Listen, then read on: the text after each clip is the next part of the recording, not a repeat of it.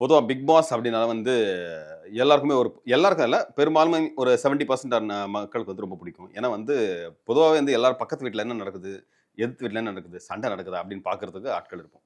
So big pass அப்படிங்கிற ஒரு concept என்னன்னா, அடையாளம் தெரியாம யார் யாரு நட்பு இந்த சென்ஸ் முகங்கள் தெரியாத ஆட்கள் ஒரு 20 பேர் மொத்தமா கூப்பிட்டு உட்கார வச்சு, அண்ட் வெளிநாட்டுலலாம் பார்த்தீங்கன்னா, பிளஸ் நார்த் இந்தியா சைட்ல பார்த்தீங்கன்னா வந்து எல்லா ஃபீல்ட்லேருந்தும் வருவாங்க. அ பொதுஜனம் ஒருத்தர் இருப்பாங்க, ஒரு நடிகர், ஒரு இசையமைப்பாளர், ஒரு இன்ஃப்ளூயன்சர் வந்து மாறி மாறி மாறி மாறி இருக்கும். ஸோ எல்லாருமே தெரியாத முகங்கள் உள்ள வரும்பொழுது என்ன ஆகும், அவங்கள அப்பதான் அறிமுகப்படுத்திக்குவாங்க. அ புதுசா இருக்கும். ஒரு அந்த மாரி. இப்ப இப்ப என்ன ஆயிடுச்சுன்னா, நெறைய பேர் ரிவீல்லாம் பண்ண ஆரம்பிச்சுட்டாங்க. முன்னாடியே பிக் பாஸ் வரதுக்கு முன்னாடியே எக்ஸ்பெக்டட் கண்டெஸ்டன்ட்ஸ் அப்படின்னு சொல்லிட்டு வரும்போது, இன்னார் வரும்போது அவங்க வந்து இன்னொருத்தர் ஃபோன் பண்ணி கேட்கறாங்க. "நீ போறியா? நான் போறேனா?" அப்படின்னு சொல்லிட்டு கொஞ்சம் பிக் பாஸ்க்குள்ள போறதுக்கு முன்னாடியே என்ன ஆயிடுது, அவங்களுக்குள்ள ஒரு அறிமுகம் ஆயிடுது.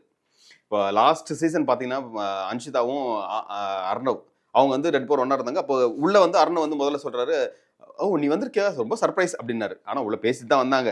அப்படியே எதுக்கு அது நடிப்புன்ற மாரி. ஸோ எல்லாருக்குமே எல்லாமே தெரியும். பிக் பாஸ் 8 சீசன் பொறுத்தவரைக்கும் ஆனா ஃபர்ஸ்ட் சீசன் மாதிரி எனக்கு தெரிஞ்சு ஒரு ஃபுல்லா நட்சத்திர பட்டாளங்கள். அதுல ஒரு காமன் விமன் வந்து ஜூலி வந்திருந்தாங்க. ஸோ அப்போ வந்து ஒரு நாங்கலாம் நட்சத்திரங்களா இருக்கோம். நீ காமன் வுமனா இருக்க மாரி ஒரு சின்ன சின்ன சலசலப்பு சண்டைலாம் நடந்தது. ஸோ அந்த மாரி தான் இருக்கும்னு எல்லா சீசனும் பார்த்துட்டு இருந்தோம்.